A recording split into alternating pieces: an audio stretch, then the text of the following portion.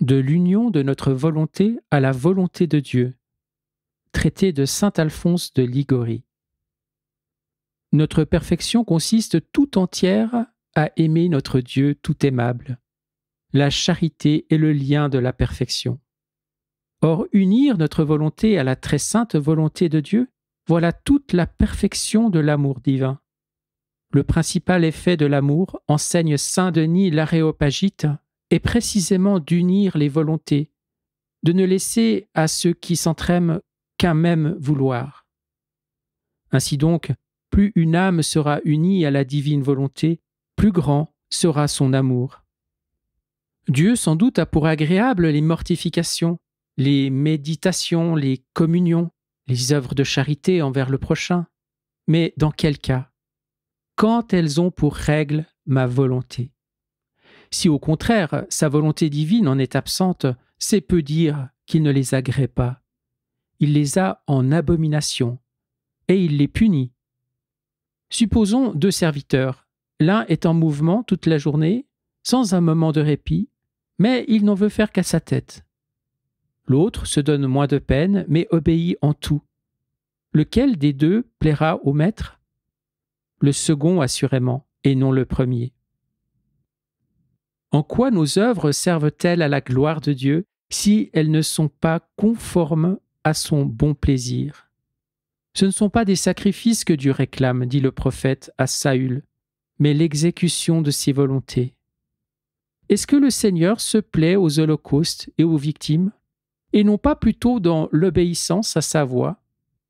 La résistance est comme le crime d'idolâtrie.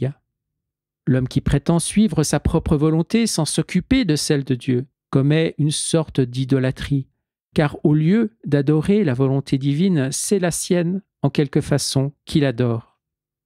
Aussi, la plus grande gloire que nous puissions procurer à Dieu, c'est d'accomplir ses saints vouloirs. Notre Rédempteur, descendu ici-bas pour établir la gloire de son Père, nous a donné par son exemple cet enseignement important entre tous. Voici comment saint Paul le fait parler à son Père éternel. « Vous n'avez voulu ni sacrifice, ni oblation, mais vous m'avez formé un corps. Alors j'ai dit, me voici, je viens, ô Dieu, pour faire votre volonté. Vous avez refusé les victimes que vous offrez les hommes. Vous voulez que je vous immole le corps que vous m'avez donné. Me voici prêt à faire votre volonté. » Que notre Seigneur soit venu sur terre pour suivre la seule volonté de son Père et non la sienne, lui-même le déclare maintes fois. « Je suis descendu du ciel non pour faire ma volonté, mais la volonté de celui qui m'a envoyé. » Quel signe voulut-il donner au monde de son amour pour son Père? Son obéissance à la volonté divine, qui le destinait au sacrifice de la croix pour le salut des hommes. Il le dit dans le jardin des Oliviers lorsqu'il marche à la rencontre de ses ennemis qui viennent se saisir de lui pour le conduire à la mort. « Afin que le monde sache que j'aime mon Père et que j'agis selon le commandement que mon Père m'a donné, levez-vous, partons d'ici. » Il veut bien reconnaître un frère dans n'importe quel homme, à la seule condition qu'il fasse la volonté de Dieu. « Quiconque fera la volonté de mon Père, celui-là est mon frère. » Les saints n'ont jamais eu d'autre but devant les yeux que d'accomplir la divine volonté. Ils comprenaient bien que la perfection d'une âme n'est pas ailleurs. Dieu, disait le bienheureux Henri Suzeau, ne nous demande pas de chercher à avoir de grandes lumières. Ce qu'il veut, c'est notre soumission totale à sa volonté. Et sainte Thérèse, l'unique prétention de celui qui s'adonne à l'oraison doit être de travailler avec courage à rendre sa volonté conforme à celle de Dieu. Soyons bien persuadés qu'en cela consiste la perfection la plus haute qu'on puisse atteindre dans le chemin spirituel. Qui excellera davantage dans cet exercice recevra de Dieu de plus grandes faveurs et ira plus avant dans la vie intérieure. La bienheureuse Stéphanie de Soncino, dominicaine, fut un jour en esprit conduite au ciel.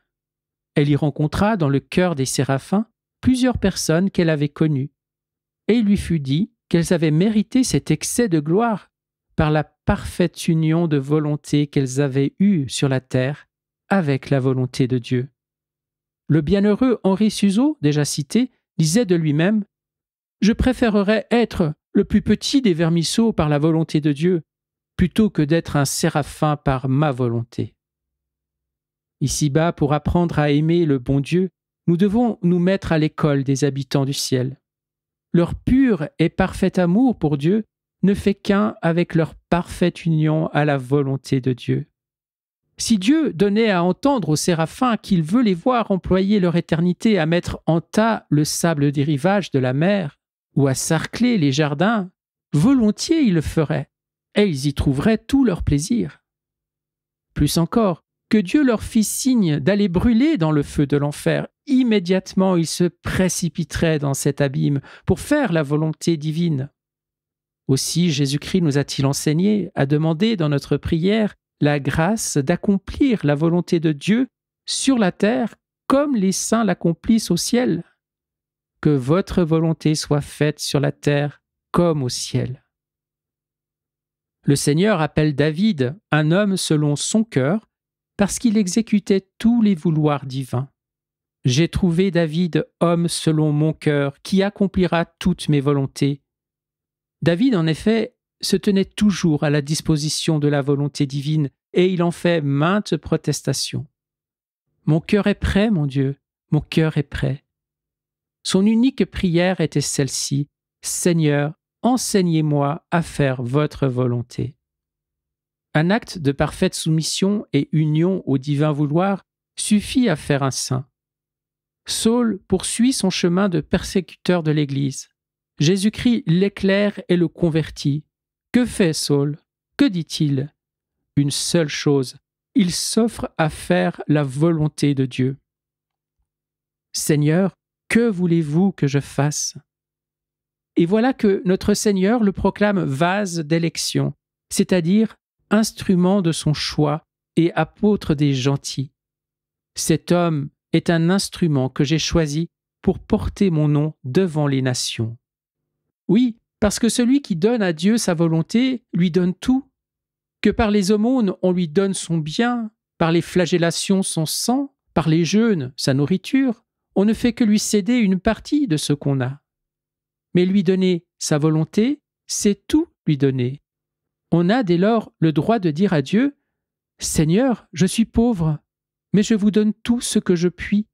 Ma volonté est à vous, je n'ai plus rien à vous offrir. » Or c'est là précisément ce tout que de chacun de nous notre Dieu réclame. « Donne-moi, mon fils, ton cœur, c'est-à-dire ta volonté. » Non, non, dit avec raison saint Augustin, nous ne pouvons faire à Dieu une offrande plus agréable, plus chère à son cœur, que de lui dire « Possédez-nous, nous vous abandonnons notre volonté. Faites-nous savoir ce que vous attendez de nous et nous l'exécuterons. » Si donc nous voulons contenter pleinement le cœur de Dieu, arrivons à nous conformer en tout à la volonté de Dieu. Ou plutôt, nous conformer, ce n'est pas assez dire, il faut unir notre volonté à tout ce que Dieu dispose.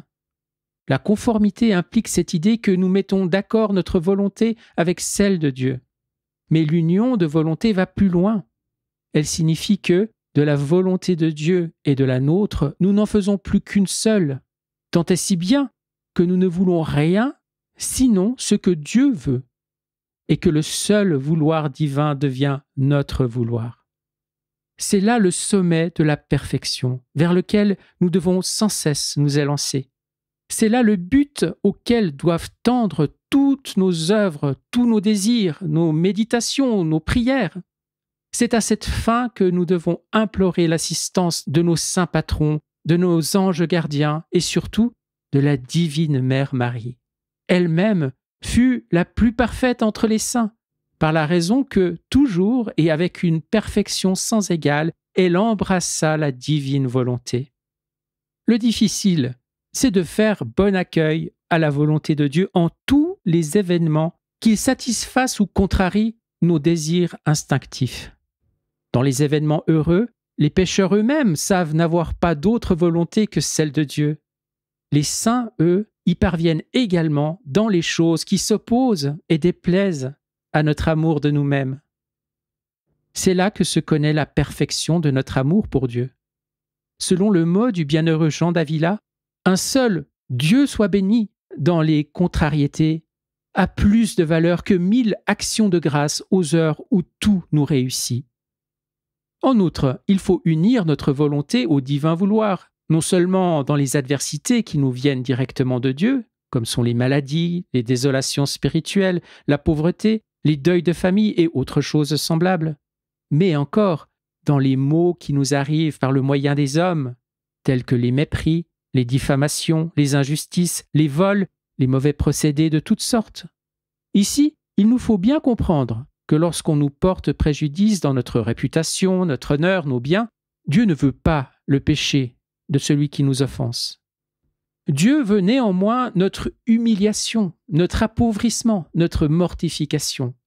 Il est certain, et même de foi, que de tout ce qui arrive dans le monde, rien n'arrive que par la volonté de Dieu. Je suis le Seigneur, je forme la lumière et je crée les ténèbres, je fais la paix et je crée les maux. De Dieu viennent tous les biens et tous les maux. Les maux, c'est-à-dire les choses qui nous contrarient et que nous appelons des maux, mais à tort, car en vérité, ce sont des biens quand nous les acceptons de la main de Dieu. Y aura-t-il quelque mal dans la ville sans que le Seigneur l'ait produit ? Demandait le prophète Amos. Et le sage avait dit avant lui, « Les biens et les maux, la vie et la mort viennent de Dieu. » Il est vrai, comme je l'ai déjà dit, que lorsqu'un homme vous offense injustement, Dieu ne veut pas le péché qu'il commet et ne prête pas son concours à la malice de sa volonté. Mais Dieu prête son concours général, à l'action matérielle de celui qui vous frappe, vous vole ou vous injurie, si bien que le tort que vous subissez, il le veut certainement, et c'est sa main qui vous l'envoie. Aussi le Seigneur déclara-t-il à David qu'il était lui-même l'auteur des outrages que devait lui infliger Absalom, lequel irait jusqu'à déshonorer son foyer sous ses yeux, et cela en punition de ses péchés. Pareillement, Dieu annonce aux Israélites que, en châtiment de leurs iniquités, il enverra les Assyriens pour les dépouiller et les ruiner. Assur est la verge de ma fureur. Je lui donnerai des ordres afin qu'il fasse du butin et qu'il mette tout au pillage. La cruauté des Assyriens, selon l'explication que donne saint Augustin de ce passage, a été la hache entre les mains du Seigneur, l'instrument dont il s'est servi pour châtier Israël. Jésus lui-même dit à saint Pierre que sa passion et sa mort étaient moins l'œuvre des hommes que celle de son Père. Le calice que mon Père m'a donné, ne le boirai-je point ? Lorsqu'un messager, qu'on assure avoir été le démon lui-même, vint annoncer à Job que les Sabéens lui avaient enlevé ses troupeaux et que ses fils avaient péri, que répondit le saint homme ? Le Seigneur a donné, le Seigneur a ôté. Il ne dit pas « Le Seigneur m'avait donné des fils et des biens, les Sabéens m'ont ruiné, et un accident imprévu m'a privé de mes enfants. » Mais il dit « Le Seigneur qui m'avait tout donné m'a lui-même tout enlevé. » C'est qu'il comprenait que son infortune était voulue par Dieu. Aussi ajoute-t-il « Comme il a plu au Seigneur, ainsi il est arrivé, que le nom du Seigneur soit béni. » Il ne faut donc pas prendre les maux qui nous affligent pour de purs effets du hasard ou du mauvais vouloir des hommes. N'hésitons pas à y reconnaître une volonté divine. Saint Augustin nous le rappelle, tout ce qui arrive sur terre contre notre volonté n'arrive, sache-le bien, que par la volonté de Dieu. Épictète et Astion, heureux martyrs de Jésus-Christ, appliqués à la torture par le tyran, déchirés avec des ongles de fer, et rôtis avec des torches ardentes, ne faisaient que répéter « Seigneur, que votre volonté s'accomplisse en nous ». Et arrivés au lieu du dernier supplice, ils s'écrièrent d'une voix forte « Soyez bénis, ô Dieu éternel, parce que, en nous, votre volonté s'est entièrement accomplie. » Césaire rapporte qu'un certain religieux, que rien d'ailleurs ne distinguait en apparence de ses confrères, avait néanmoins atteint un tel degré de sainteté que le simple contact de ses vêtements guérissait les malades. Étonné de cette merveille, chez un homme dont la vie n'était pas plus exemplaire que celle du commun de ses moines, le supérieur lui en demanda un jour la raison à lui-même. Le religieux répondit qu'il en était le premier étonné et qu'il en ignorait le pourquoi. « Mais quelle dévotion particulière pratiquez-vous » reprit l'abbé. « Je ne fais, répondit le bon moine, rien de plus que les autres, ou bien peu de choses. J'ai seulement toujours eu grand soin de ne vouloir que ce que Dieu veut, et le Seigneur m'a fait cette grâce de tenir ma volonté complètement abandonnée à la sienne. Aussi, ni la prospérité ne m'élève, ni l'adversité ne m'abat, car je reçois chaque chose de la main de Dieu. Et dans toutes mes prières, je ne recherche rien autre sinon que la volonté de Dieu s'accomplisse parfaitement en moi. Et le tort que ces jours passés nous a causé un ennemi, de nous enlever nos moyens de subsistance en mettant le feu à la ferme où étaient nos récoltes et nos troupeaux, vous n'en avez éprouvé aucun déplaisir ? Non, mon père, tout au contraire. J'en ai rendu grâce à Dieu, comme j'ai coutume de faire en semblables accidents. Je sais que Dieu ne fait ou ne permet rien que pour sa gloire et pour notre plus grand avantage. Avec cela, je suis toujours content, quoi qu'il advienne. Attentif au récit d'une telle union à la volonté divine, l'abbé ne s'étonna plus que ce religieux opérât tant de miracles. Qui agit de la sorte devient sûrement un saint, mais en plus, il jouit ici-bas d'une paix inaltérable.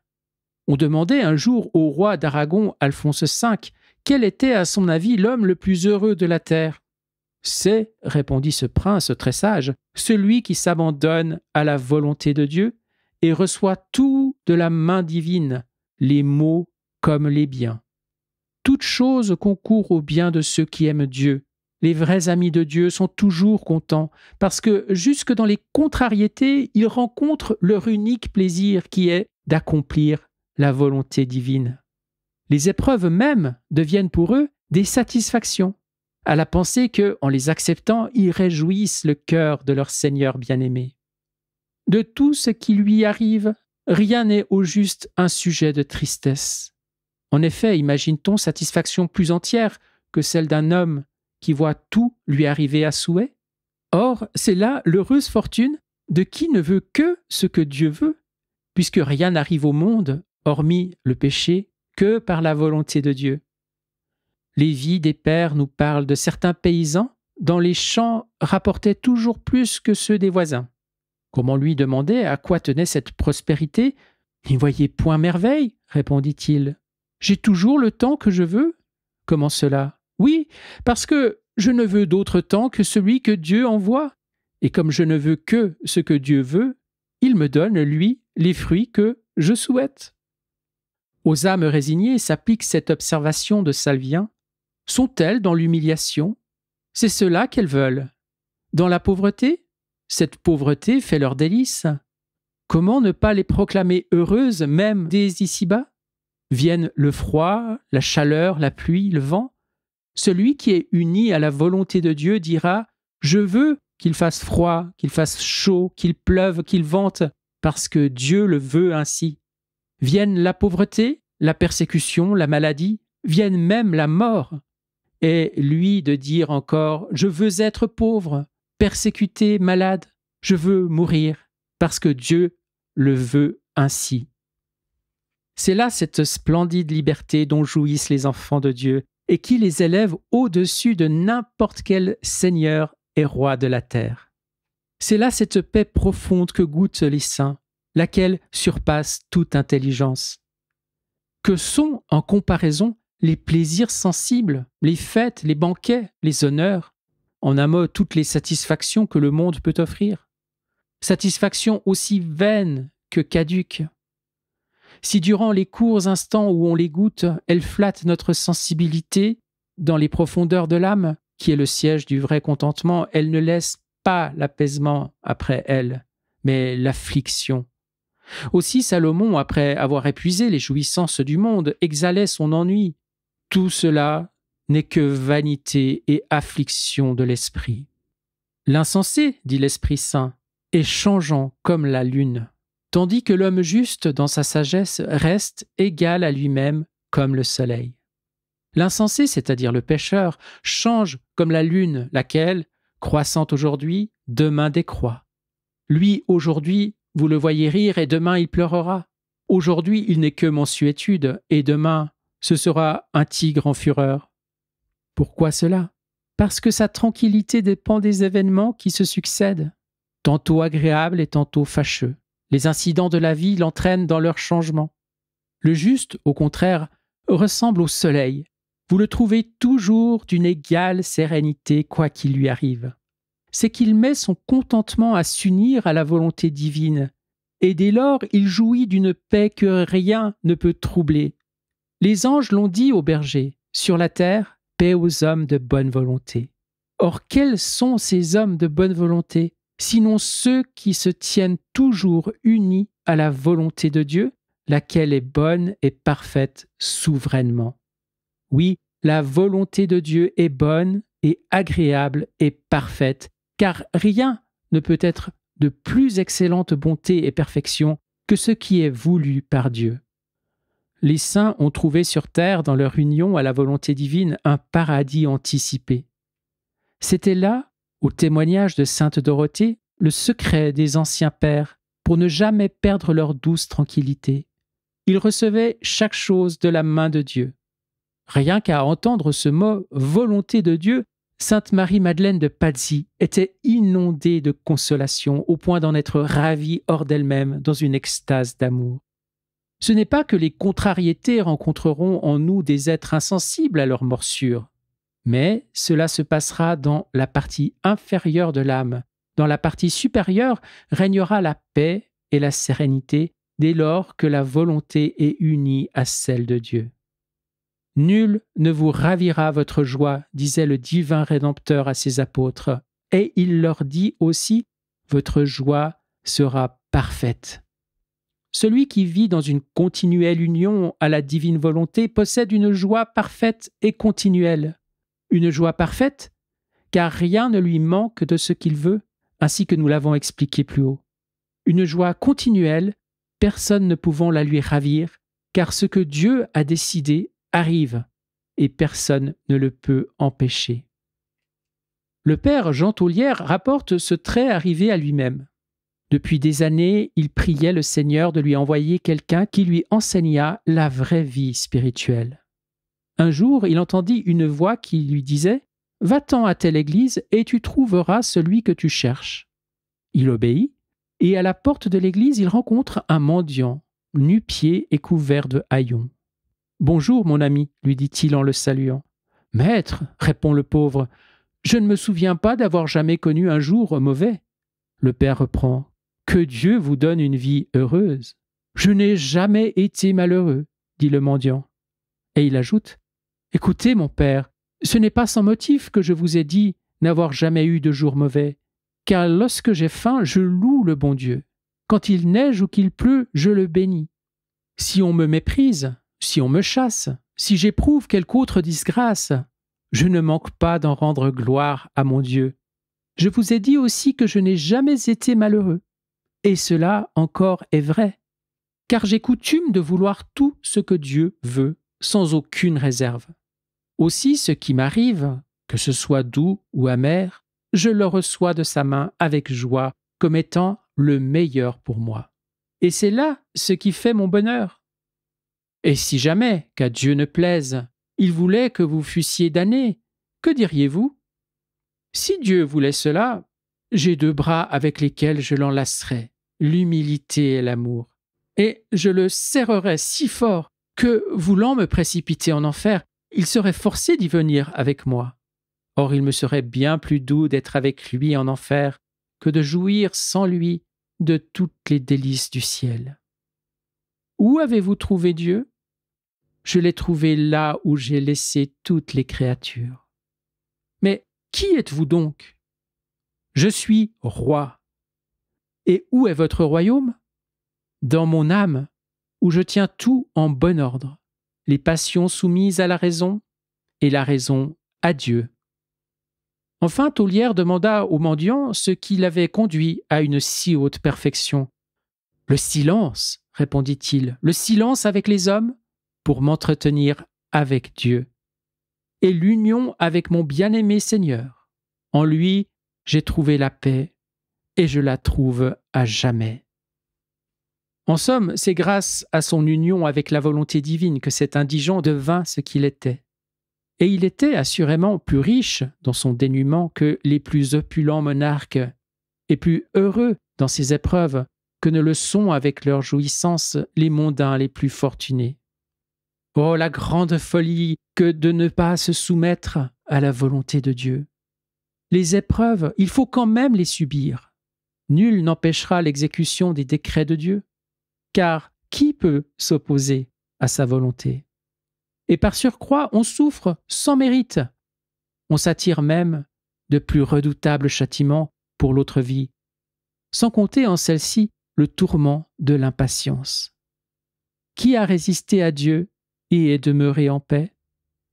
Que ce malade, dans ses souffrances, ne cesse de pousser des cris de révolte, que dans sa misère, cet indigent murmure contre la providence, entre en fureur et multiplie ses blasphèmes. Que gagneront-ils à cela, sinon de doubler leur mal? Pauvre créature humaine, demande saint Augustin, pourquoi t'égarer dans ta poursuite du bonheur? Aime et cherche l'unique bien en qui sont tous les biens. Tes recherches sont vaines en dehors de ton Dieu. Trouve Dieu, unis-toi, attache-toi à sa volonté, et tu vivras heureux à jamais en ce monde et en l'autre. En définitive, que veut notre Dieu sinon notre bonheur? Qui pourrons-nous trouver qui ait pour nous plus d'affection que lui? De volonté, il n'en a qu'une. Qu'aucun de nous ne se perde, que tous nous nous sauvions et devenions des saints. Il ne veut pas qu'aucun périsse, mais que tous viennent à la pénitence. La volonté de Dieu est que vous soyez des saints. C'est dans notre bonheur que Dieu a mis sa gloire. En effet, Dieu est, de par sa nature, une bonté infinie. Saint Léon nous le dit, « Être bon, c'est sa nature même. » Or, il est naturel à la bonté de désirer se répandre. Dieu a donc un désir souverain de communiquer aux âmes ses richesses et sa félicité. Sans doute, en cette vie, il nous envoie des tribulations, mais uniquement pour notre utilité. Toute chose concourt au bien. Ces châtiments eux-mêmes n'ont pas pour but notre ruine, mais notre relèvement et notre salut. Avec la sainte héroïne Judith, croyons qu'il nous arrive pour notre amendement et non pour notre perdition. Afin de nous délivrer des maux éternels, Dieu nous enveloppe de sa bienveillance. Seigneur, vous nous avez entourés de votre amour comme d'un bouclier. Il n'a pas seulement le désir de notre salut, il en a la sollicitude. Le Seigneur prend soin de moi. Que pourrait-il nous refuser, dit saint Paul, ce Dieu qui nous a fait don de son Fils unique, lui qui n'a pas épargné son propre Fils, mais qui l'a livré à la mort pour nous tous. Comment avec lui ne nous donnera-t-il pas toutes choses? C'est avec une telle confiance que nous devons nous abandonner aux divines dispositions qui sont toutes pour notre bien. En tout ce qui nous arrive, ne manquons pas de dire « Je dormirai et me reposerai en paix, parce que vous, Seigneur, m'avez affermi dans une espérance singulière. » N'hésitons pas à nous remettre entièrement entre ses mains, car sa sollicitude ne nous fera certainement pas défaut. Déchargez-vous sur lui de tous vos soucis, car c'est lui qui prend soin de vous. Pensons-nous à Dieu. Occupons-nous d'accomplir sa sainte volonté. Et lui s'occupera de nous et ne négligera pas nos intérêts. C'est ce que notre Seigneur dit un jour à sainte Catherine de Sienne. « Ma fille, pense à moi, et moi je penserai toujours à toi. » Ayons souvent sur les lèvres le mot de l'épouse sacrée. « Mon bien-aimé est à moi, et moi je suis à lui. Celui que j'aime songe à ce qu'il me faut. Moi, je ne veux me préoccuper de rien autre que de le contenter et de m'unir en tout à ses saints vouloirs. » Le saint abbé Nil Observe que nos prières doivent nous servir non pas à solliciter de Dieu les succès que nous souhaiterions, mais à obtenir que s'accomplisse en nous sa volonté. Et quand ce sont les adversités qui nous arrivent, acceptons-les, sans exception, de la main divine. Non seulement avec patience, mais avec allégresse. Imitons les apôtres qui s'en allaient joyeux de devant le conseil, pour avoir été jugés dignes de souffrir des affronts pour le nom de Jésus. Et oui, savoir que lorsqu'il nous vient une épreuve, si nous la supportons de bon cœur, nous procurons à Dieu le plus grand plaisir que nous soyons en état de lui procurer, peut-il y avoir, pour une âme, contentement plus profond? Les maîtres de la vie spirituelle nous enseignent que Dieu, sans doute, agrée le désir qu'ont certaines âmes de souffrir pour son bon plaisir, mais qu'il se plaît davantage encore dans l'unité de volonté avec lui. Ne vouloir ni jouir ni souffrir, mais s'abandonner sans réserve à son saint vouloir, sans autre désir que d'accomplir ce qu'il veut. Si donc, âme fidèle, tu aspires à plaire à ton Dieu et à connaître ici-bas le vrai bonheur, toujours et en tout, unis-toi à la divine volonté. Réfléchis à ceci. Les fautes de ta vie passée, ces soubresauts et ces amertumes n'ont eu d'autre source que ton désaccord avec la volonté de Dieu. À partir d'aujourd'hui, attache-toi cordialement au divin bon plaisir. Et quoi qu'il t'arrive, dis invariablement « Oui, mon Père, qu'il soit ainsi fait, parce qu'il vous a plu ainsi. » Quand tu te sens troublé par quelque événement, pense qu'il est venu de Dieu.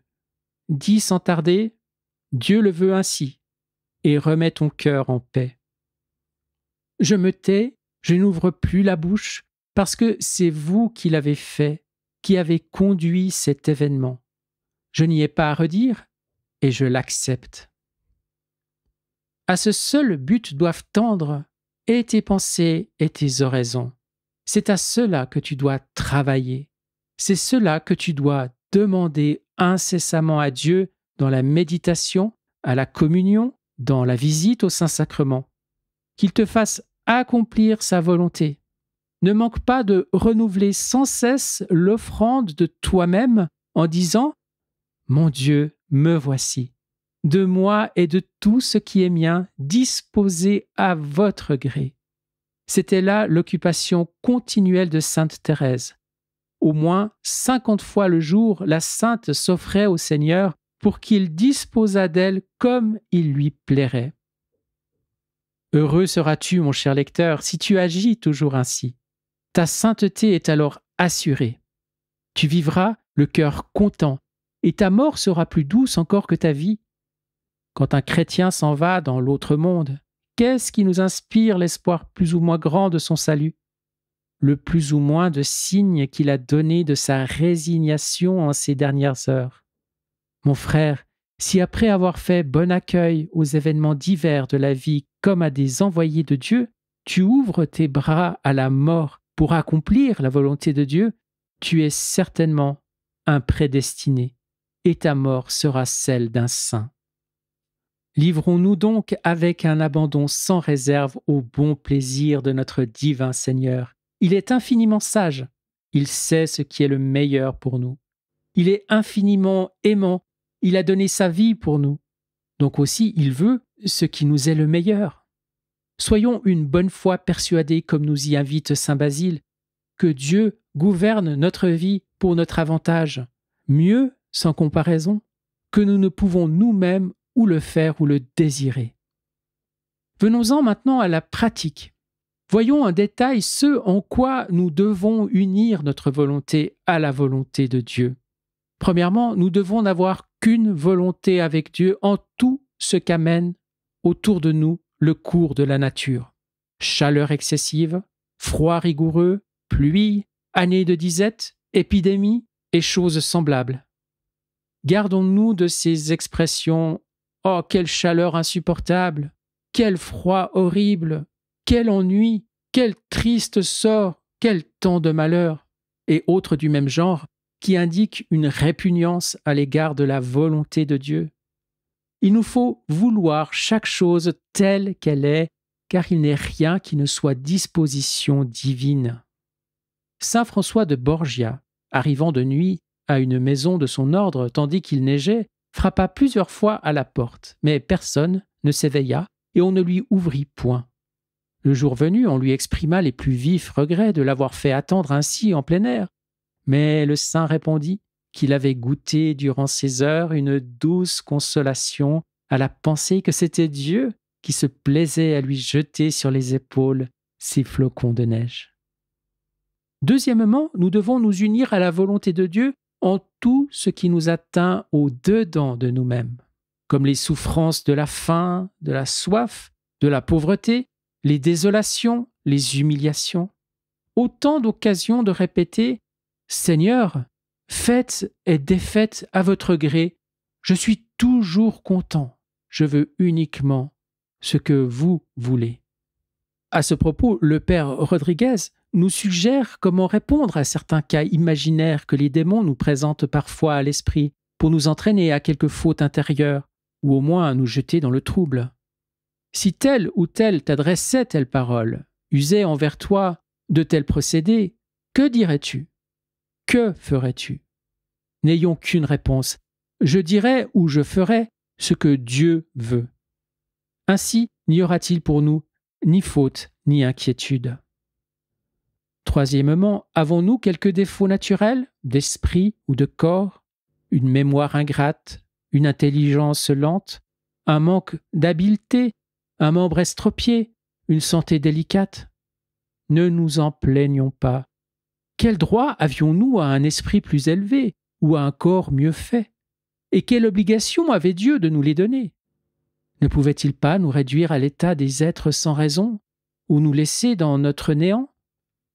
Une libéralité qui nous est faite, nous n'avons pas à la discuter. Remercions Dieu de ce que nous avons reçu de sa pure bonté et contentons-nous d'être tel qu'il nous a fait. Qui sait si, avec un esprit plus brillant, une santé plus robuste, un extérieur plus avenant, nous ne nous serions pas perdus? Combien à qui leur talent et leur science ont été une occasion de se perdre, par leur complaisance en eux-mêmes et par le mépris qu'ils ont fait des autres, danger auxquels sont plus exposés ceux qui sont particulièrement doués en qualité intellectuelle. À combien la beauté ou la force corporelle ont été funestes, si bien qu'ils sont tombés dans 1000 scélératesses. Par contre, combien d'autres que la richesse, la santé ou les attraits du visage auraient conduit en enfer et qui, grâce à leur pauvreté, à leurs infirmités, à leurs traits ingrats, ont atteint la sainteté et sont arrivés au salut? Oui, contentons-nous de ce que Dieu nous a donné, car une seule chose est nécessaire, et cette unique chose nécessaire, ce n'est pas de plaire au regard, ni de se bien porter, ni d'avoir une intelligence vive, mais de sauver son âme. Il nous faut spécialement pratiquer la résignation dans les maladies et infirmités corporelles. Il nous faut les accepter volontiers, les accepter telles que Dieu les veut et pour tout le temps qu'il veut. Sans doute usons des remèdes ordinaires, car cela encore est volonté de Dieu. Mais si les remèdes ne servent à rien, unissons-nous à la volonté de Dieu, laquelle nous servira beaucoup plus que la santé. Seigneur, dirons-nous alors, je ne veux ni guérir, ni rester malade. Je veux uniquement ce que vous voulez, vous. Assurément, c'est plus grande vertu dans les maladies de ne pas se plaindre de ses souffrances. Cependant, lorsque ces souffrances sont grandes et accablantes, il n'y a pas imperfection à les faire connaître à des amis, ni non plus à prier le Seigneur de nous en délivrer. Je parle des grandes souffrances, car par contre c'est un défaut très notable de vouloir, comme certains, à la moindre douleur, au plus petit malaise, voir le monde entier nous apporter sa compassion et gémir autour de nous. Au reste, notre Seigneur lui-même, quand il se vit au début de sa très amère passion, s'ouvrit de sa peine à ses disciples. « Mon âme est triste jusqu'à la mort. » Et il pria le Père éternel d'écarter de lui cette extrême souffrance. « Mon Père, s'il est possible, que ce calice passe loin de moi. » Mais le même Jésus nous a enseigné ce que nous avons à faire après semblable prière, nous résigner aussitôt à la divine volonté, en ajoutant « Cependant, qu'il en soit non pas comme je veux, mais comme vous voulez. » Il en est qui avouent désirer la santé, mais, disent-ils, ce n'est pas pour ne pas souffrir, c'est pour mieux servir Dieu. Se portant bien, ils pourront observer la règle, se rendre utiles à la communauté, aller à l'église, faire la communion, faire pénitence, se livrer à l'étude, travailler au salut des âmes dans le ministère de la confession et de la prédication. C'est là une lourde erreur. À qui parle ainsi, je demande ? Chère âme, dites-moi pourquoi désirez-vous faire toutes ces choses ? Pour plaire à Dieu ? Pourquoi donc chercher encore quand vous savez avec certitude où est pour vous le bon plaisir de Dieu ? Il n'est pas dans ces oraisons, communions, pénitences, études et prédications, mais bien dans le support patient de la maladie et des douleurs que Dieu vous envoie. Dès lors, unissez vos souffrances à celles de Jésus-Christ. Mais mon ennui, c'est que, avec cette maladie, je suis inutile et à charge à la communauté, à ma famille. Allons, résignez-vous pour votre part à la volonté de Dieu et croyez comme vous le devez que vos supérieurs ou vos parents s'y résignent pareillement. Ils voient bien que ce n'est point votre paresse, mais le vouloir de Dieu qui apporte à la maison ce surcroît de charge. Bref, ces désirs et ces lamentations ne viennent pas de l'amour de Dieu, mais de l'amour-propre, lequel est à l'affût de prétextes pour vous écarter de la volonté de Dieu. Voulons-nous plaire à Dieu ? Adressons-lui, alors que nous nous voyons confinés dans un lit, cette unique parole « Que votre volonté soit faite ». Répétons-le sans fin, 100 fois, 1000 fois. Par ce seul mot, nous procurerons plus de contentement à Dieu que nous ne pourrions lui en donner pour toutes les mortifications et dévotions possibles. Il n'y a pas de meilleur moyen de servir Dieu que d'embrasser joyeusement sa volonté. Le bienheureux Jean d'Avila écrivait à un prêtre malade « Mon ami, ne vous fatiguez point à supputer ce que vous feriez si vous étiez bien portant. Contentez-vous d'être malade, tant qu'il plaira à Dieu. Si vous cherchez la volonté de Dieu, qu'a de plus intéressant pour vous la santé que la maladie ? On ne peut mieux dire, car Dieu tire sa gloire non de nos œuvres, mais de notre résignation et conformité à son divin vouloir. De là aussi ce mot de saint François de Sales, qu'on sert Dieu davantage et plus saintement en souffrant qu'en agissant. Souvent, les médecins et les remèdes nous manqueront, ou bien le médecin n'arrivera pas à connaître notre maladie. En cela encore, il faut nous unir à la divine volonté, qui en dispose ainsi pour notre bien. On raconte qu'un malade dévot à saint Thomas de Cantorbéry se rendit au tombeau du saint pour demander sa guérison, qu'il obtint. Rentré chez lui, il se prit à réfléchir. Si peut-être cette maladie était plus utile à mon âme, quel avantage me procure la santé ? Travaillé par cette pensée, il refait son pèlerinage et prit le saint de demander pour lui à Dieu ce qui était le plus expédient pour son salut éternel. Il retomba aussitôt malade et s'en estima fort heureux, bien assuré que Dieu soignait ainsi ses plus chers intérêts. Surius rapporte un fait semblable. Un aveugle avait été guéri à l'intercession de saint Vaast, mais il n'hésita point à solliciter le Saint-Évêque de lui rendre sa cécité si son âme devait en retirer profit. Et sa prière faite, il redevint aveugle. Lors donc que nous sommes malades, le mieux est de n'exprimer de préférence ni pour la santé, ni pour la maladie, et de nous remettre entre les mains de Dieu pour qu'il dispose de nous comme il lui plaît. Si toutefois nous voulons prier pour notre guérison, faisons-le du moins toujours d'un cœur résigné d'avance, et sous la condition que la santé du corps ne compromette pas les intérêts éternels de notre âme. Sinon, notre prière sera défectueuse, et elle n'obtiendra rien, car Dieu n'exauce pas ces sortes de prières d'où la résignation est absente. Le temps de la maladie, je l'appelle la pierre de touche de la spiritualité, car c'est lui qui découvre de quelle loi est la vertu que possède une âme.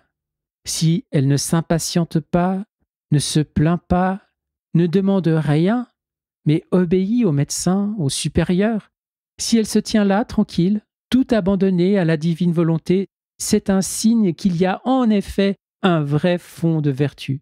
Par contre, que penser d'un malade qui se plaint sans cesse, tantôt de ce qu'on ne s'occupe guère de lui, tantôt de ses souffrances qui sont insupportables, tantôt des remèdes qui ne sont bons à rien, ou du médecin qui est un ignorant, quelquefois même du bon Dieu qui frappe trop fort.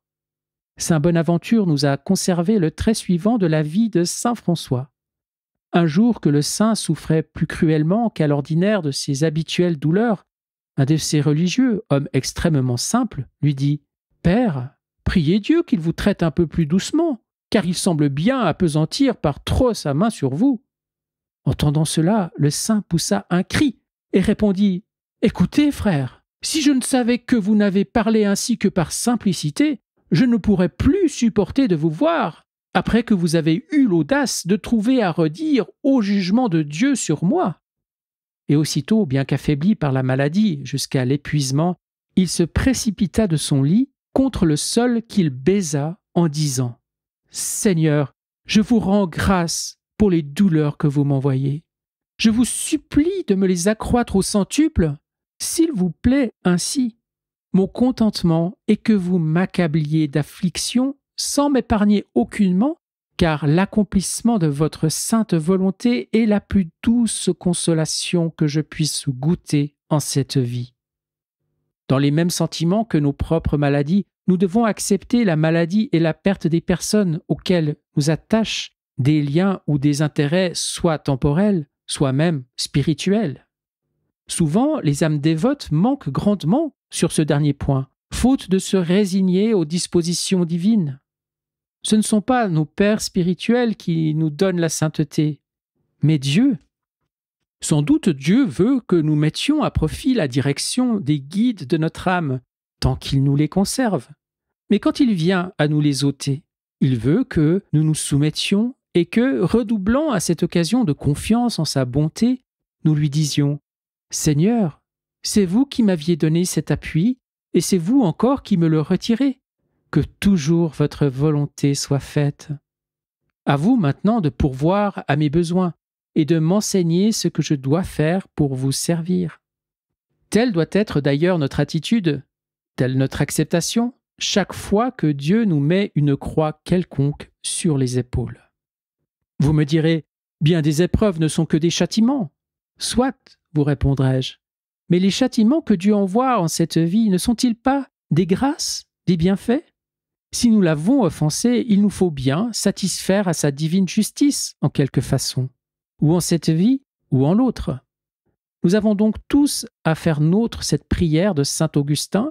« Brûlez, Seigneur, tranchez, ne m'épargnez point ici-bas, afin de m'épargner dans l'éternité. » Et cette parole de Job, « Que ce soit là ma consolation, dans les douleurs dont Dieu m'afflige, de n'être point épargné. » N'est-ce pas en effet une consolation pour qui a mérité l'enfer, de voir que Dieu le châtie en ce monde?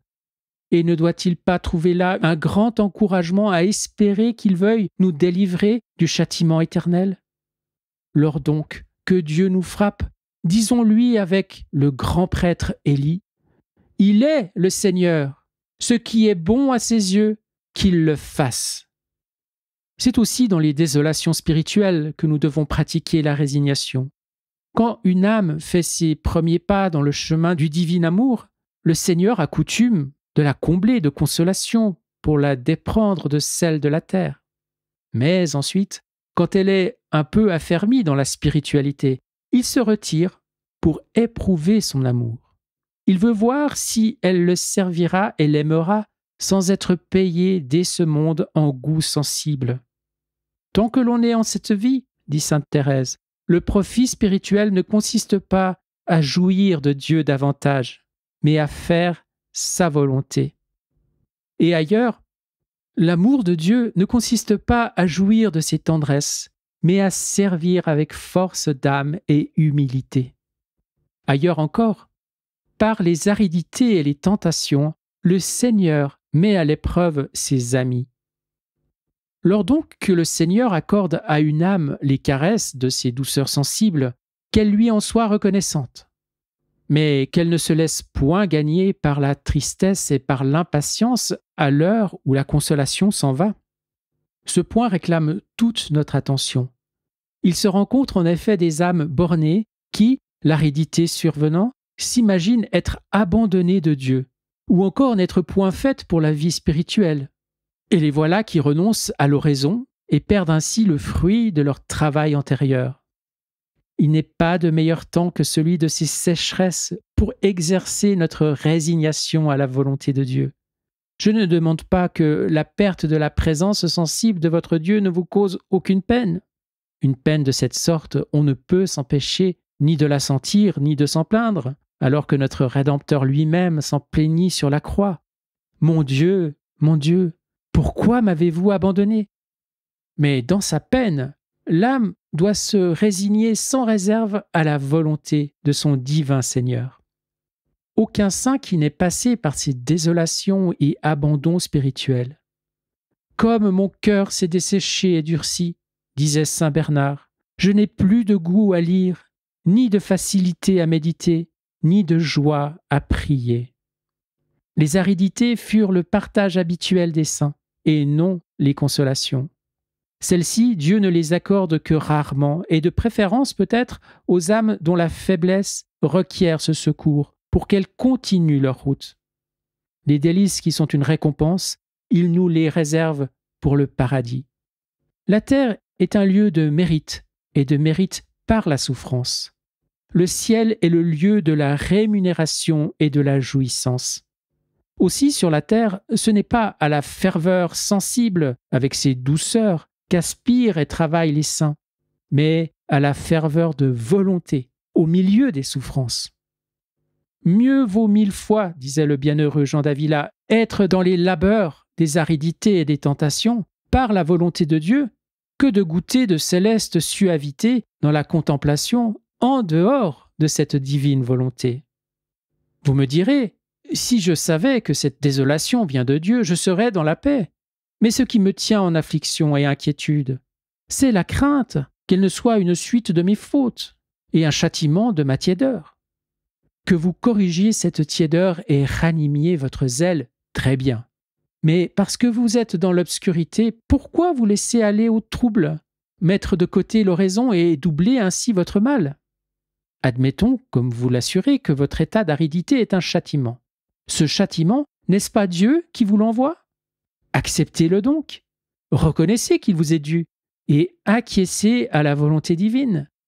Ne protestez-vous pas que vous méritez l'enfer ? Prétendriez-vous en même temps mériter que Dieu vous console ? De quoi donc vous plaignez-vous ? Allons, laissez-vous traiter par le bon Dieu comme il l'entend. Soyez fidèles à l'oraison, poursuivez votre route, et n'ayez plus désormais qu'une crainte, que vos doléances ne viennent de votre peu d'humilité et de votre imparfaite résignation à la volonté de Dieu. Quand on se rend à l'oraison, quel est le plus grand profit qu'on en puisse retirer ? De s'unir à la volonté divine. Par conséquent, faites des actes de résignation. Dites « Seigneur, j'accepte cette peine de votre main, je l'accepte pour aussi longtemps qu'il vous plaira. Si vous voulez me tenir en cette affliction durant toute l'éternité, j'en suis heureux. » À ce compte, votre oraison, quoique pénible, vous fera plus de bien que les plus douces consolations. Il ne faut pas oublier par ailleurs que l'aridité n'est pas toujours un châtiment. Parfois, elle est une disposition de la providence pour nous faire avancer davantage et nous garder dans l'humilité. Dieu ne voulait pas que saint Paul tirât vanité des dons qu'il avait reçus. À cette fin, il permit qu'il fût tourmenté de tentations des sens. De peur que l'excellence de ses révélations ne m'enorgueillît, il m'a été donné un aiguillon dans ma chair, un ange de Satan pour me souffleter. Faire oraison quand on y trouve ses délices, ce n'est pas merveille. Tel est ami assis à la table qui cessera de l'être au jour de la nécessité. Vous tiendrez pour ami véritable non pas celui qui ne vous tient compagnie qu'à votre table, mais bien celui qui se tient près de vous aux heures pénibles et quand il n'y gagne rien. Lorsque Dieu plonge les âmes dans les ténèbres et dans la désolation, c'est alors qu'il connaît quels sont ses vrais amis. Palade ne trouvait qu'ennui dans l'oraison. Il s'ouvrit de sa peine à saint Macaire, qui lui dit « Quand tes pensées te sollicitent de quitter l'oraison, réponds-leur « Pour l'amour de Jésus-Christ, je reste ici volontiers à garder les murs de ma cellule. » Voilà votre réponse à vous. Quand vous êtes tenté d'abandonner l'oraison parce qu'il vous semble y perdre votre temps, dites simplement « Je reste ici pour faire plaisir à mon Dieu. » Quand, à l'oraison, vous ne feriez autre chose que de chasser distractions et tentations, votre oraison, au jugement de saint François de Sales, est fort bonne. Toulaire assure même que celui qui persévère dans l'oraison malgré l'aridité sera élevé par Dieu à une perfection plus haute que celle où l'auraient conduit de longues oraisons pleines de dévotion sensible. Le père Rodriguez rapporte qu'un certain serviteur de Dieu, au cours de 40 années d'oraison, n'avait jamais éprouvé aucune consolation. Mais les jours où il était fidèle à son oraison, il se sentait rempli de force pour l'exercice des vertus. Si au contraire il l'omettait, il se trouvait tout affaibli et incapable de quoi que ce soit de bon. Saint Bonaventure et Jean Gerson estiment que beaucoup d'âmes privées du recueillement qu'elles voudraient avoir n'en servent que mieux le bon Dieu, car ainsi elles font plus d'efforts et sont plus humbles. S'il en était autrement, elles pourraient se laisser gagner par la vanité ou la tiédeur, pensant avoir atteint le terme de leurs désirs. Ce qui est dit de l'aridité s'entend aussi des tentations. Nous devons, certes, prendre les moyens d'éviter les tentations, mais si Dieu veut ou permet que nous soyons tentés, que ce soit contre la foi, la pureté ou toute autre vertu, nous ne devons pas nous lamenter, mais en cela encore nous résigner au divin vouloir. À saint Paul qui sollicitait la cessation d'une tentation des sens, notre Seigneur répondit « Ma grâce te suffit ». Ainsi nous, quand en but à des assauts ennuyeux, nous demandons à Dieu notre délivrance et qu'il ne nous exauce pas, disons « Seigneur, faites et permettez ce qu'il vous plaît. Votre grâce me suffit. Mais soutenez-moi pour que je ne la perde jamais. » Ce n'est pas la tentation, mais le consentement qui nous fait perdre la grâce divine. Les tentations, quand nous les repoussons, ne font que nous maintenir dans l'humilité, nous acquérir de plus grands mérites, nous inspirer un plus fréquent recours à Dieu. Le résultat est qu'elles nous tiennent plus loin de l'offense de Dieu et resserrent notre union d'amour avec lui. Enfin, il faut nous unir à la volonté de Dieu en ce qui regarde l'instant de notre mort, soit pour le temps, soit pour les circonstances qu'il plaira à Dieu de déterminer. Sainte Gertrude, gravissant un jour une colline, glissa et tomba dans un ravin. Ses compagnes lui demandèrent ensuite si elle avait eu peur de mourir sans sacrement. La sainte répondit « Je désire beaucoup recevoir les sacrements à la mort, mais je tiens davantage encore à la volonté de Dieu, car j'estime que la meilleure disposition pour bien mourir est de se soumettre à ce que Dieu voudra. Aussi, je souhaite tel genre de mort qui aura l'agrément de mon doux Seigneur. » Saint Grégoire, en ses dialogues, rapporte que les Lombards, ayant condamné à mort un prêtre nommé Sanctulus, lui laissèrent le choix de son supplice. Le saint homme se garda bien d'user de cette liberté. « Je suis entre les mains de Dieu, dit-il. Je recevrai la mort qu'il permettra que vous m'infligiez. Je n'en veux point d'autre que celle-là. » Cet acte d'abandon plut tellement au Seigneur que sur la décision prise de trancher la tête au condamné, il arrêta lui-même le bras du bourreau, si bien que, surpris de ce miracle, les barbares laissèrent au saint prêtre la vie sauve. Ainsi, quant au genre de mort, nous devons estimer le meilleur pour nous, celui que Dieu aura fixé. Chaque fois donc que nous pensons à la mort, disons « Seigneur, accordez-moi de mourir en état de salut. À part cela, faites-moi mourir comme il vous plaît. » Ayons la même unité de volonté avec Dieu quant à la date de notre mort. Qu'est-ce que cette terre sinon une prison, faite pour y souffrir, et où le danger de perdre Dieu est de chaque instant? D'où ce cri de David « Tirez mon âme de cette prison ». De là aussi, chez sainte Thérèse, cet ennui de vivre, ces soupirs ardents vers la mort, cette joie au son de l'horloge qui lui annonçait qu'une heure de sa vie, une heure de péril, était passée. Pour ce motif, à cause de la possibilité inhérente à cette vie de perdre la grâce divine, Le bienheureux Jean d'Avila pensait que quiconque se trouve en des dispositions suffisantes doit plutôt désirer mourir que vivre. Ah, la chère et désirable chose que la bonne mort, avec la sécurité qu'elle apporte, l'impossibilité où elle nous met d'être jamais plus dépouillés de grâce de notre Dieu. Mais moi, dites-vous, je n'ai rien fait encore, rien acquis pour mon âme. Mais si Dieu a marqué pour maintenant la fin de votre vie, que feriez-vous de bon dans la suite si votre existence se prolongeait contrairement à ses desseins? Qui sait si, plus tard, vous n'auriez pas une mort moins heureuse que celle que vous pouvez espérer à cette heure-ci?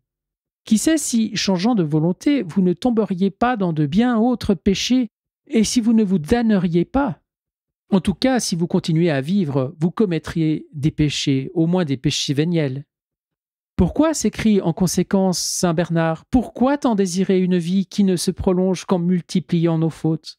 Or, il est certain qu'un seul péché véniel déplaît plus à Dieu que ne peuvent lui plaire, réunies, les œuvres saintes dont nous sommes capables. J'ajoute que désirer peu le paradis, c'est témoigner de peu d'amour pour Dieu. Qui aime soupire après la présence de la personne aimée. Or, nous ne pouvons voir Dieu sans quitter la terre. Aussi, tous les saints ont ardemment souhaité mourir pour aller jouir de la vue de leur bien-aimé Seigneur. Entendez les soupirs d'un saint Augustin. « Mon Dieu, que je meure afin de vous voir !» Et ceux d'un saint Paul. « J'ai le désir de partir et d'être avec le Christ. » Et ceux de David. « Quand irai-je et paraîtrai-je devant la face de Dieu ?» Ainsi en est-il de toutes les âmes éprises de Dieu. Un auteur raconte qu'un gentilhomme s'en allait à la chasse à travers une forêt. Tout à coup, il entend une voix d'homme qui modulait un doux chant. Il s'avance et se trouve devant un pauvre lépreux au corps à demi consumé déjà. « Est-ce vous, demanda-t-il, qui chantiez ainsi ? » ?»« Oui, bon chevalier, c'est bien moi. »« Et comment pouvez-vous chanter et être heureux avec ce mal qui vous torture et semble bien près de vous enlever la vie ? » ?»« Bon chevalier, entre Dieu et moi, il n'y a d'autre séparation que ce mur de fange qui est mon corps. Cette barrière, une fois tombée, j'irai jouir de mon Dieu. Or je la vois chaque jour s'écrouler, morceau par morceau. Je suis dans la joie et je chante. Un dernier point. Il n'est pas jusqu'au degré de grâce et de gloire pour lesquels il nous faille n'avoir qu'un seul et même vouloir avec Dieu. Nous devons, sans aucun doute, faire grand cas de tout ce qui concerne la gloire de Dieu, mais plus encore de sa volonté. Nous devons désirer aimer Dieu avec plus d'ardeur que les séraphins, et pourtant ne pas vouloir d'autre degré d'amour que celui que le Seigneur s'est déterminé à nous donner. Je ne crois pas, disait le bienheureux Jean d'Avila, que parmi les saints il s'en soit rencontré aucun qui n'ait souhaité être meilleur qu'il n'était. Mais ils n'en perdaient point la paix de l'âme, car leur désir partait non d'une ambition personnelle, mais de l'amour de Dieu. Ils bénissaient Dieu dans la distribution de ses dons et se contentaient de leur part, fût-elle moindre, estimant montrer plus de vrai amour à être satisfaits de ce que Dieu leur donnait qu'à désirer d'avoir beaucoup. Cela revient, comme l'explique le père Rodriguez, à ces deux choses. D'un côté, nous devons mettre notre application et tous nos efforts à poursuivre la perfection. Gardons-nous de prendre comme certains notre tiédeur même et notre paresse pour excuse, sous couleur de dire « c'est à Dieu de me donner ceci ou cela, moi je ne puis pas davantage ». D'autre part, quand il nous arrive quelque défaillance, nous ne devons pas perdre la paix, ni la conformité à la volonté de Dieu qui a permis ce manquement, ni nous décourager. Relevons-nous aussitôt par un repentir tout pénétré d'humilité, demandons à Dieu un secours plus puissant et remettons-nous en chemin. Pareillement, nous pouvons certes désirer monter dans le ciel jusqu'au cœur des séraphins, non pas pour en retirer plus de gloire, mais pour rendre plus de gloire à Dieu et pour aimer Dieu davantage. Nous devons néanmoins acquiescer à son saint vouloir, en nous contentant de la place qu'il daignera nous accorder dans sa miséricorde. Quant à désirer des dons d'oraison surnaturels, et pour être précis, des extases, des visions, des révélations, ce serait là une faute par trop marquante. Les maîtres en spiritualité enseignent même qu'une âme favorisée de ce genre de grâce doit demander à Dieu de les lui retirer, afin de marcher dans l'amour par la voie de la foi pure, laquelle offre le plus de sécurité. Beaucoup ont atteint la perfection sans le secours de ces grâces extraordinaires. Seules les vertus font monter une âme jusqu'à la sainteté. Les vertus est principalement l'union de volonté avec la volonté divine. Alors même que Dieu ne voudrait pas nous élever à un degré sublime de perfection et de gloire, conformons-nous sans réserve à son saint vouloir, en le priant de daigner tout au moins nous sauver par sa miséricorde. Si nous agissons ainsi, elle ne sera pas petite, la récompense que, dans sa libéralité, nous accordera notre tout bon Seigneur, car il aime par-dessus toutes les âmes résignées. En résumé, toutes les choses qui nous arrivent ou qui nous attendent dans l'avenir, nous devons les regarder comme venant de la main de Dieu.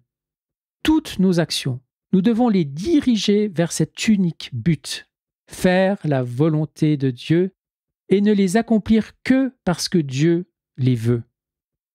Pour marcher avec une entière sécurité dans cette voie, il nous faut dépendre de la conduite de nos supérieurs dans notre activité extérieure et de celle de nos pères spirituels pour ce qui regarde notre intérieur. C'est par eux que Dieu nous fera connaître ce qu'il veut de nous. Ayons grandement foi dans les paroles de Jésus-Christ. Or il a dit « Celui qui vous écoute, m'écoute ». Par-dessus tout, appliquons-nous à servir Dieu où et comme il veut être servi de nous. Je dis cela pour que nous évitions l'illusion de ceux qui perdent leur temps à se repaître de rêves. On se dit « Ah, si j'étais dans un désert, si j'entrais dans un couvent, si je pouvais quitter cette maison, m'éloigner de ma famille, changer de milieu, quelle pénitence alors je ferais? Comme je m'abandonnerais alors à l'oraison ?» En attendant, on porte de mauvaise grâce la croix que Dieu envoie. On ne sert pas Dieu où et comme il demande à être servi. Conséquence, point de sainteté possible. Et on va même de mal en pis. Dans ces désirs, dès lors qu'ils nous détournent de la volonté de Dieu, voyons des tentations du démon. Notre devoir est de les écarter de notre esprit et de nous résoudre à marcher par l'unique chemin que le Seigneur a choisi pour nous. Ainsi, nous servirons Dieu, nous accomplirons sa volonté et nous deviendrons certainement des saints, quel que soit l'état où la main divine nous aura placés. Conclusion, ayons soin de vouloir toujours et uniquement ce que Dieu veut, moyennant quoi il nous tiendra étroitement serrés contre son cœur. À cette fin, rendons-nous familiers certains passages de l'Écriture qui nous invitent à nous unir toujours davantage à la volonté de Dieu. Seigneur, que voulez-vous que je fasse? Faites-moi savoir ce que vous attendez de moi, car je veux l'exécuter sans aucune réserve. Je suis vôtre. Sauvez-moi. Je ne suis plus mien, je vous appartiens, mon souverain maître. Faites de moi ce que vous voulez. Particulièrement s'il nous survient une épreuve plus accablante, mort d'un parent, grave revers de fortune ou autre adversité, ne manquons pas de dire « Oui, Père, parce qu'il a été ainsi jugé bon par vous. Oui, mon Dieu et mon Père, qu'il en soit ainsi, puisqu'il vous a plu qu'il en fût ainsi. » Par-dessus tout, aimez et redites la prière qui nous a été enseignée par Jésus-Christ. Que votre volonté soit faite sur la terre comme au ciel. À sainte Catherine de Gênes, notre Seigneur recommande chaque fois qu'elle récitait le Pater Noster de s'arrêter sur ces paroles et de prier pour que la volonté divine fût accomplie en elle aussi parfaitement qu'elle est accomplie par les saints du ciel. Faisons nôtre cette pratique et sans aucun doute nous arriverons à la sainteté. Aimée et louée soit à jamais la divine volonté, ainsi que la bienheureuse Vierge Marie Immaculée. Saint Alphonse Marie de Ligorie. Amen. Fiat.